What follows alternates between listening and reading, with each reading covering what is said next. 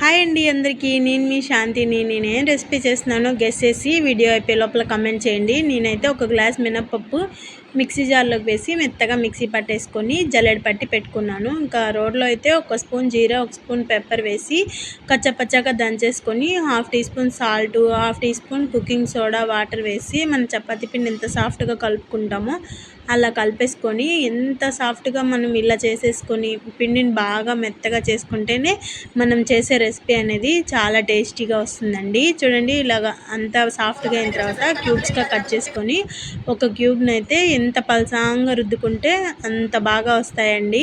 ఇంక ఇలాగా రుద్దేసుకొని మనకి షేప్ కావాలనుకుంటే ఒక బాక్స్ మూతతో ఇలా షేప్లా కట్ చేసేసుకొని ఫ్యాన్ కింద ఒక 2 రోజులు ఆరబెట్టేసామంటే మీకు ఇంత ఇప్పటికే తెలిసిపోయింది కదండి ఏ రెసిపీయో. మసాలా పాపడ్ అండి. మసాలా అప్పడాలు చాలా టేస్టీగా వచ్చాయి. మీరు ఇంట్లో ట్రై చేసి మీకు ఎలా వచ్చాయి అనేది కమెంట్ చేయండి. వీడియో నచ్చితే లైక్ చేయండి.